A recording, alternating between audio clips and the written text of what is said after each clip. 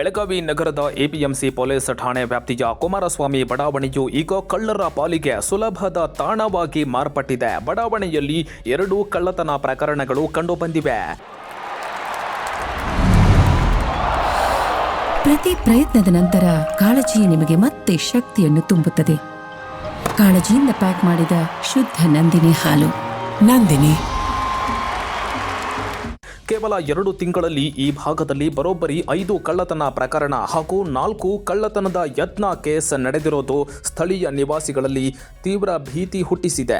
ಬಡಾವಣೆಯ ಮನೆಗಳ ಮುಂದೆ ಅಳವಡಿಸಲಾಗಿರುವ ಸಿಸಿಟಿವಿ ಕ್ಯಾಮೆರಾಗಳಲ್ಲಿ ಕಳ್ಳರು ಮಾರಕಾಸ್ತ್ರಗಳನ್ನು ಹಿಡಿದು ಓಡಾಡ್ತಾ ಇರೋದು ಮತ್ತು ಕಳ್ಳತನಕ್ಕೆ ಯತ್ನಿಸುತ್ತಿರುವ ದೃಶ್ಯಗಳು ಸ್ಪಷ್ಟವಾಗಿ ಸೆರೆಯಾಗಿದೆ.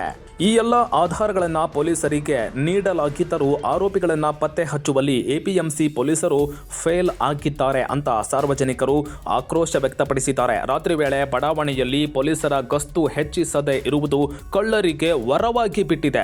ಕಳ್ಳತನ ಹೆಚ್ಚುತ್ತಾ ಇದ್ದರೂ ಕಳ್ಳರನ್ನ ಪತ್ತೆ ಹಚ್ಚುವ ಯಾವುದೇ ಕ್ರಮ ಕೈಗೊಳ್ಳುತ್ತಾ ಇಲ್ಲ ಅಂತ ಸ್ಥಳೀಯ ನಿವಾಸಿಗಳು ದೂರುತ್ತಿದ್ದಾರೆ.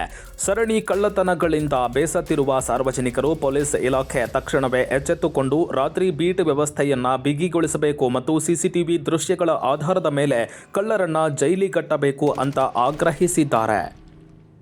ಲಾಸ್ಟ್ 2ರಿಂದ 3 ತಿಂಗಳೊಳಗೆ 3-4 ಸಲ ಇಲ್ಲಿ ಅಟೆಂಪ್ಟ್ ಆಗೈತೆ ರಾಬ್ರಿನೂ ಆಗಿದೆ.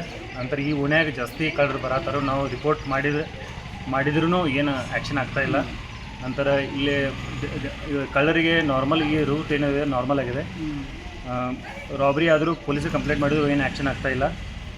ಸ್ವಲ್ಪ ಪೊಲೀಸ್ ಅಥಾರಿಟಿ ಏನೈತಿ ಅದು ಆ್ಯಕ್ಷನ್ ತೊಗೋಬೇಕು, ಇಮಿಡಿಯೇಟ್ ಆ್ಯಕ್ಷನ್ ತೊಗೋಬೇಕು. ಯಾಕಂತಂದ್ರೆ ಯಾವುದಾದ್ರೂ ಪ್ರಾಣಿ ಏನೇ ಆಗಲಿ ಏನಾದರೂ ಇದಾಗಲಿ ಇದು ಸ್ವಲ್ಪ ತೊಂದರೆ ಆಗ್ತದೆ ಜನ.